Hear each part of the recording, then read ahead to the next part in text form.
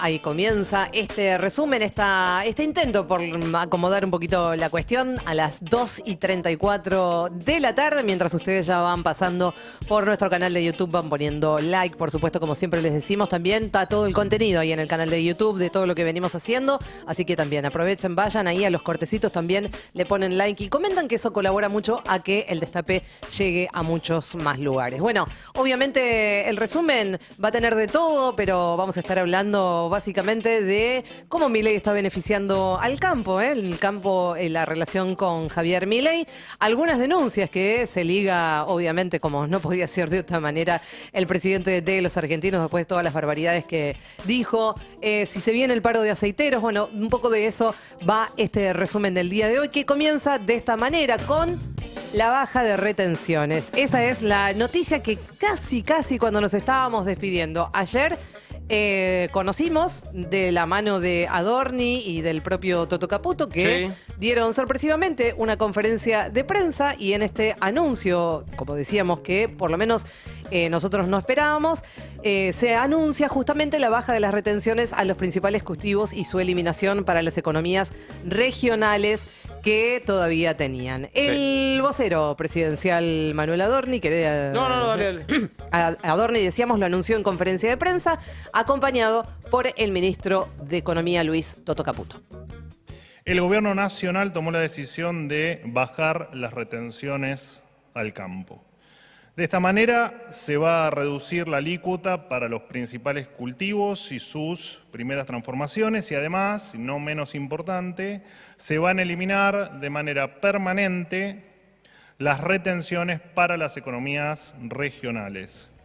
Este fue el anuncio, por supuesto que se abren un montón de incógnitas a partir de ahora. La principal es frente a la condición de liquidar de los dólares en 15 días, porque esa es la condición que de alguna manera le pone el gobierno para la baja de retención. O sea, yo te bajo las retenciones, vos me liquidás. Dentro de los próximos 15 días me tenés que liquidar. Y por supuesto el tema es esperar, y ahora vamos a ver un poco qué es lo que estuvieron esbozando los protagonistas de la otra parte, que vendría a ser el campo, lo que nosotros llamamos el campo, de qué manera reciben esta noticia. Pero bueno, básicamente es esa, la incógnita es si los productores van a convalidar esta novedad, van a seguir bajo el nivel de liquidación o van a presionar para que haya, de alguna manera, algo que vienen pidiendo desde siempre, básicamente. Desde que este país es país, desde que la Argentina es Argentina, la gente del campo va a pedir una devaluación. Sí, pero es interesante también cómo el gobierno, que venía muy... Ayer habíamos leído lo del Toto Caputo respondiéndolo, o anteayer fue, creo, lo del Toto Caputo respondiendo a los gobernadores, no sé, hagan el ajuste en su provincia, nosotros estamos bajando los impuestos, ¿qué están pidiendo? Son unos tarados, muy mala onda. A esto, el anuncio sorpresivo de ayer, muestra cómo tener unos buenos millones de dólares en granos es mucho mejor a la hora de renegociar con el gobierno que otros estados, ¿no? Sí. Otros actores sociales. Obviamente que van a tener mucho más poder que los jubilados para poder presionar al gobierno. Sí, porque esto tiene costo fiscal también, digo, como subir las jubilaciones podría tener, digamos, tiene costo fiscal siempre. Sí, tal cual, pero los jubilados no le van a dar nada. No, por eso digo. Esto le pueden liquidar dólares. Claro, no tienen con qué presionar los pobres jubilados. Bueno, el que felicitó, o quienes felicitaron al gobierno nacional por la baja de retenciones al campo, fueron varios, pero uno de ellos no se le quiso perder. Mauricio Macri, señoras y señores, hizo su aparición en su cuenta de X y dijo: felicitaciones al presidente y al ministro de Economía por darle al campo un alivio con esta baja parcial de las retenciones. Ojalá se siga bajando el gasto público inútil y terminemos con las retenciones, que son un impuesto injusto y destructivo para la economía del país. Eso fue lo que posteó ayer cuando se conoció la noticia Mauricio Macri. Claro. Me parece que o gran parte del sector del campo, si bien están de alguna manera agradeciendo el gesto, también salieron a cuestionar de que se trata de una medida temporal, porque esto tiene fecha de caducidad. O sea, es hasta mitad de año. O sea, te bajo las retenciones, pero hasta mitad de año. Y después vemos. Sí, es claramente que es lo que escuché ayer, como de gente que sabe, yo no tenía esos datos, pero sobre todo la cosecha de soja, la de trigo es un poco antes, pero es entre mayo y junio, digamos, básicamente está diciendo, che, liquidame esta cosecha, por favor. Claro, Bueno, es que me parece que se dieron cuenta. Ojo que se están dando cuenta. Miren lo que puso en sus redes el ex ministro de Agricultura de Macri, Ricardo Bursaile, que además es productor agropecuario. El posteo dice: bienvenido al anuncio del ministro Luis Caputo. La situación se tornaba insostenible. De todas maneras, creo que el periodo de tiempo sin precisión hacia el futuro genera incertidumbre en el mercado y en esos casos nunca está garantizado el traslado de precio al productor. Sería muy importante, insisto, esto lo dice Bursaile, dar previsibilidad hacia adelante con un cronograma preestablecido a la baja. Una duda. ¿Tiene facultades el Poder Ejecutivo Nacional para volver a subirlas? Decía, ¿tiene poder el presidente para volver a subirlas en el caso de que así lo quiera? Sí, bueno, y recuerdo un fallo de la justicia que debe haber decretado que como ese que no se podía. Como ese impuesto, digamos, siempre está como esa interpretación de como al ser impuesto tiene que pasar sí o sí por el Congreso. Tiene que pasar por el Congreso. Ese es el fallo que recuerda el de Camaronera Patagónica. Perdón. Eso es lo que dice Bursaile. Ayer el vicepresidente de la Sociedad Rural, Marcos Pereda Born, advirtió que como productor no se queda contento y acusó: esta es una medida de corto plazo para hacerse de dólares el gobierno. Quedo contento con eso, de que me hagan cuestiones así momentáneas y temporales. Esto tiene que ser una baja continua, una escalada, un escalón hacia abajo continuo. Ahora, Pereda, después vuelve a subir. Si vuelve a subir, entonces no están entendiendo. Digo yo, no es menos cierto, si uno asume que hay una lógica de búsqueda de liquidación y de ingreso de dólares, que si la señal del gobierno fuese el 31 de junio termina esta baja temporaria y después sigue bajando, nadie liquidaría antes del 31, antes de mitad de año. Esperarían el siguiente escalón de descenso de la alícuota. Bueno, la verdad que no sé, la verdad que sí, puede ser que como usted dice, la verdad es que no está claro qué es lo que intentan hacer. Yo lo que si vuelven a subir, sí, no es una buena señal. Si vuelve a subir no es una buena señal, no es una medida que a ustedes les sirva, según entiende. Sí, es una medida de corto plazo para hacerse de dólares del gobierno. Bueno, en la misma sintonía, hoy a la mañana en el programa de Carla Pelliza en Portate Bien, también hablaba Ignacio Kowarski, que es el presidente de la Confederación de Asociaciones Rurales de Buenos Aires y de La Pampa, de Carvap, que decía exactamente lo mismo, que creía que era una medida para hacerse rápidamente de dólares. Evidentemente, eso es lo que está pensando la mayoría de quienes tienen empresas productoras, quienes son productores agropecuarios y que ven en esto una medida desesperada por hacerse de la divisa extranjera. Cambiamos de tema. Sigue la embestida del gobierno contra las mujeres y la comunidad LGBT porque son como un perro rabioso. Cuando lo agarran no lo van a soltar, evidentemente. En este caso vamos a contar que Cunio Libarona finalmente confirma que van a eliminar la figura del femicidio, un día después de que el presidente Milei cuestionara en el foro de Davos los avances en las políticas contra la violencia de género, el ministro de Justicia anunció hoy mismo que el gobierno va a avanzar en eliminar la figura del femicidio del Código Penal. Ustedes dirán, acá también tenemos un problema de injerencia. Bueno, lo que van a hacer es presentar un proyecto. Califica al feminismo como una distorsión del concepto de igualdad que busca privilegios. Esto también lo dijo Cunio Libarona. Así que de esta manera es el primer ministro que admite, o el primer funcionario de peso que admite públicamente que la Casa Rosada quiere borrar esa figura, que de alguna manera es algo de lo que ya había esbozado ayer en su discurso en Davos el presidente Javier Milei. Sí, también es uno de los pocos ministros que tiene una expareja muerta en circunstancias muy extrañas. Extrañas y que estuvo siendo investigado justamente por la misma. Está muy bien recordar esa cuestión. Bueno, obviamente, como decíamos, esto va a tener que ser avalado por el Congreso con un proyecto de ley, o sea, esto se tiene que tratar, primero, o sea, como cualquier tratamiento de cualquier proyecto de ley, esto tiene que ir a comisiones. Me atrevo a decir, no sé si me atrevo, me atrevo a decir que no le va a ser muy fácil, pero ya me parece que vamos a dejarlo ahí, porque no sabemos cómo puede terminar esto. Obviamente un proyecto de ley que podría ser presentado luego del 1 de marzo, cuando ya empiecen las sesiones ordinarias. Lo confirmó a través de un video en su cuenta de X. Vamos a escuchar qué era lo que decía Cuño Libarona.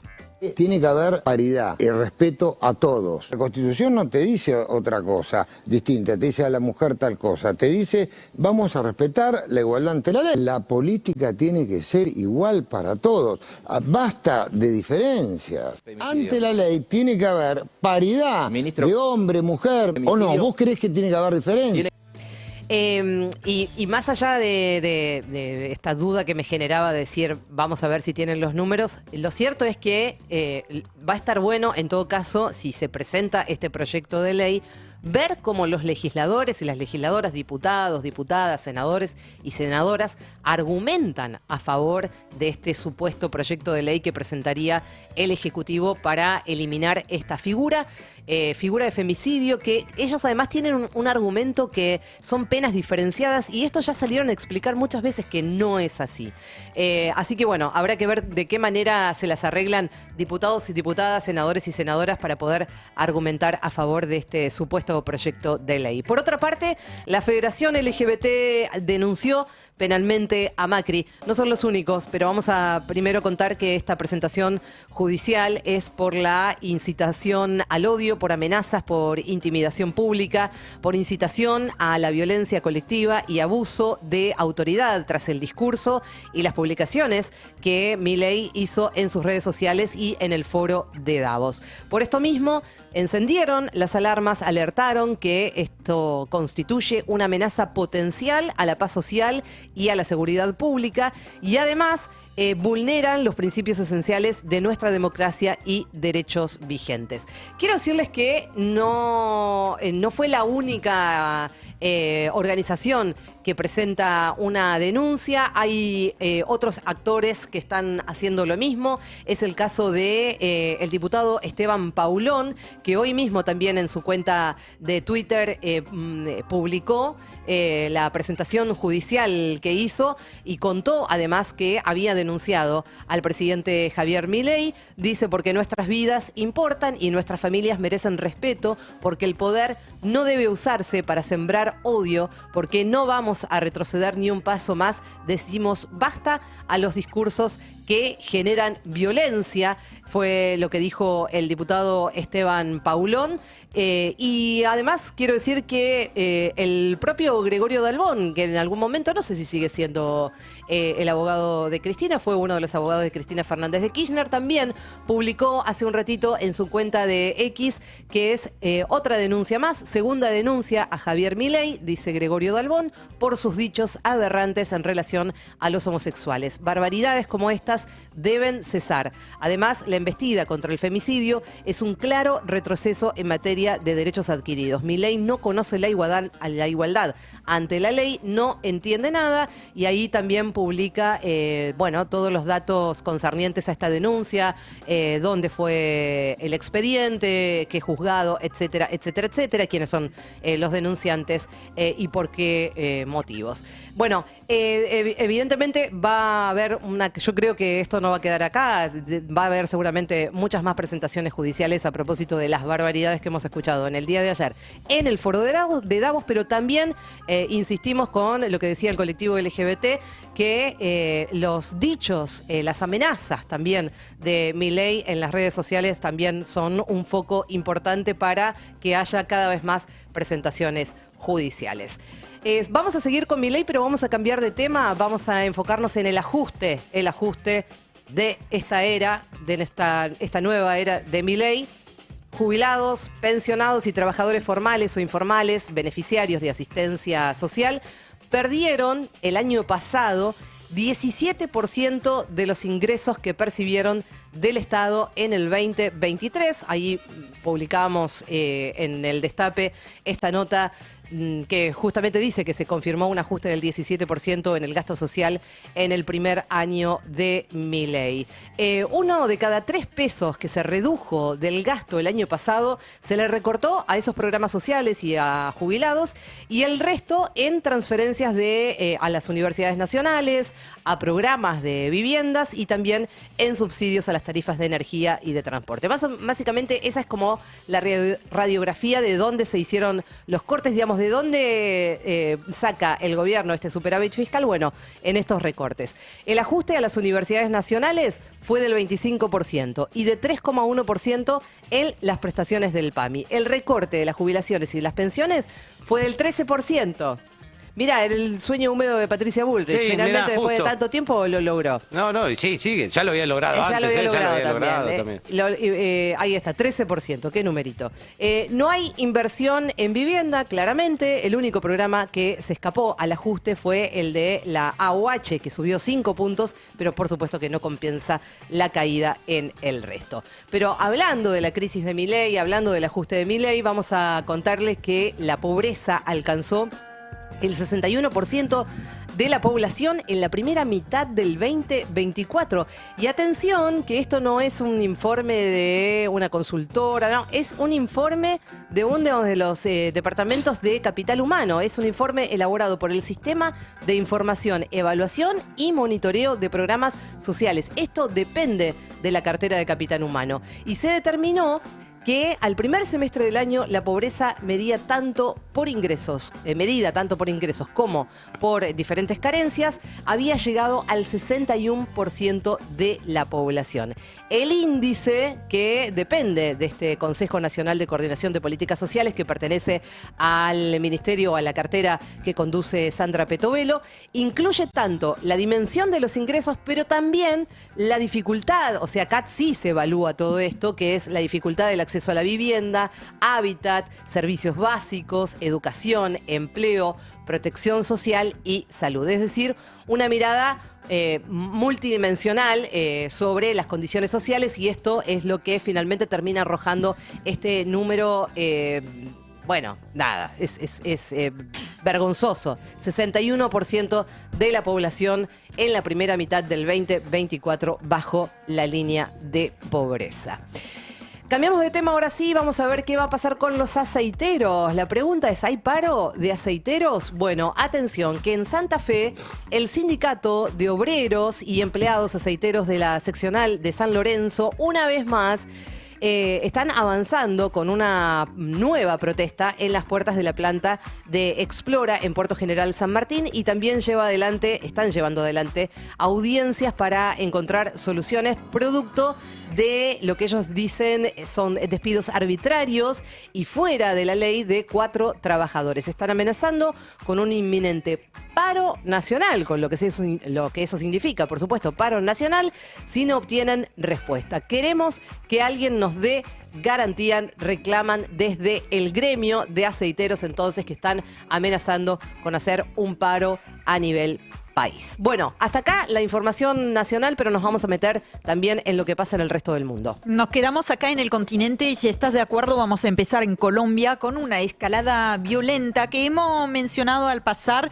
pero le ponemos unos segunditos más el ojo en esa situación muy crítica. Les decía entonces, una escalada violenta que tiene como protagonistas por un lado, el Ejército de Liberación Nacional y por otro lado, las disidencias de las FARC.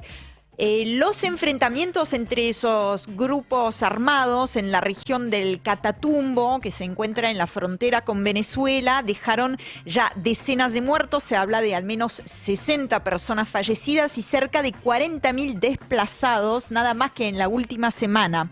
Este viernes, finalmente, el gobierno de Gustavo Petro decretó lo que llaman el estado de conmoción interna, que es una suerte de estado de excepción, ¿no? Cuyos detalles se van a ir conociendo en el transcurso de las próximas horas. Ya había sido anticipada la medida por el propio Gustavo Petro unos días atrás. ¿Esto es sobre esa región o sobre todo Colombia? No todo Colombia, esa región en particular y aledaños. sobresale un poquito de esa región en particular, pero enfocado allí donde se están dando los enfrentamientos entre esos grupos armados. Un estado entonces de conmoción interna con el objetivo de atender lo que además de la violencia se ha convertido verdaderamente en una crisis humanitaria. Gustavo Petro, que en lugar de viajar al foro de Davos, estuvo viajando a Haití, nos estuvo hablando mucho de ese viaje, pero bueno, él está denunciando que la cocaína del Catatumbo, porque es una región muy compleja por su ubicación geográfica, de hecho podemos compartir un tuit del propio presidente mostrando, digamos, una ruta que él denuncia como siendo la ruta del narco, ¿no? Dice: la cocaína del Catatumbo solo sale para Estados Unidos a través de Haití. Ensangrienta el Catatumbo y también la isla, ¿no? Haití. Y financia las bandas de allá y financia al Ejército de Liberación Nacional, como diciendo, bueno, acá tenemos un problema que requiere de una cooperación entre países y siempre con la mirada y la mira puesta en lo que sucede en Estados Unidos. Bueno, justamente allí vamos, a Estados Unidos. Seguimos con nuestra pequeña gira continental porque la campaña de deportación de personas migrantes ya empezó en Estados Unidos con bombos y platillos. Les gusta, es lo que había prometido y es lo que se está haciendo. Desde la Casa Blanca informaron el arresto de 538 inmigrantes ilegales criminales. Estoy citando textualmente, y también informaron en sus redes sociales la deportación de cientos de ellos en aviones militares. La mayor operación masiva de deportación en la historia está en marcha, dicen en el sitio de la Casa Blanca. Promesas cumplidas. Y cuando estamos hablando de inmigración, siempre tomar en cuenta que no estamos hablando solamente de un reto de orden de la política doméstica, sino que estamos hablando de políticas que van a afectar a millones de personas, muchas de ellas procedentes de países de la región. Es un problema que nos tiene que interpelar a todos y todas. Un socio clave justamente en la región para eventualmente frenar las caravanas de migrantes a su paso por el llamado Triángulo Norte de Centroamérica podría ser Nayib Bukele, aliado de alguna manera ideológico de Donald Trump, quien ya se ganó el corazón del presidente electo. La conversación telefónica que mantuvieron ayer ambos mandatarios es la primera que informa oficialmente la Casa Blanca. Puede ser que Donald Trump haya tenido otras, pero oficialmente es la primera. Trump elogió el liderazgo en un comunicado que fue difundido después, el liderazgo del presidente Bukele en la región y el ejemplo que da a otras naciones del hemisferio occidental. En la referencia, por supuesto, es un largo comunicado a la política de seguridad que implementó Bukele, que le permitió recortar de forma drástica los hechos de violencia que padecía el país, El Salvador, pero a costa del Estado de Derecho y con, sin embargo, un contundente apoyo popular. Es esa ecuación muy compleja que está ahora alabando desde la Casa Blanca el propio Donald Trump. Y vamos... el dolor que deben tener los seguidores de Javier Milei, que todo el tiempo están pensando y promoviendo que él es el favorito, sobre todo en Latinoamérica, del señor Donald Trump, digamos. Es una... Absolutamente. Hay un poco, suena una música romántica de ruptura y en los corazoncitos. Sí, eso, hay ¿no? algo que se está derritiendo, rompiendo y que hace un ruidito. A ver, se escucha de fondo. Ay, es el exacto momento en que se le rompe el corazón a Javier Milei. Lo que pasa es que no son son muy pocos los aliados, o sea, así que podrían marcar una diferencia para Estados Unidos, digamos. Argentina tiene cosas para ofrecer que no tiene El Salvador, pero El Salvador tiene esto. Esto el de la inmigración, claro. Sí, y sí, es un vecino cercano y además de allí salen muchas caravanas migrantes o pasan, digamos, por El Salvador. Bueno, vamos a cerrar el resumen imposible y también la semana con una imagen, una especie de justicia poética. Esa imagen muestra la foto de la semana, que es la foto de Elon Musk, el mejor amigo de Donald Trump, por estas horas haciendo un saludo nazi. ¿Qué es esto? Ya lo hemos hablado. La imagen está proyectada sobre una fábrica, una planta de Tesla. Y agrega el nombre, la palabra Heil. Heil Tesla, por supuesto, en referencia al... sí, absolutamente. O sea, utiliza la misma letra, fíjate que es lo mismo casi la forma en que está escrito Heil Sí, con la tipografía. la sí. tipografía, quise decir, tal cual. Y está prohibidísimo. Eso que estamos viendo en Alemania está prohibidísimo. Es un colectivo antifascista que se adjudicó esta acción, que es una acción de protesta. Ellos dicen, compren Tesla, apoyen al fascismo, como dejando a claro. ¿Eso es en Alemania? O? Sí, cerca de Berlín. Mira. Bueno, alguna Impresionante. consecuencia judicial podría tener por eso de que está absolutamente prohibido utilizar esa simbología en Alemania, pero bueno, protesta hubo. Bueno, hasta acá intentamos contar un poco la realidad de Argentina y del mundo, pero como siempre vamos a cerrar con el tiempo. Maldita suerte.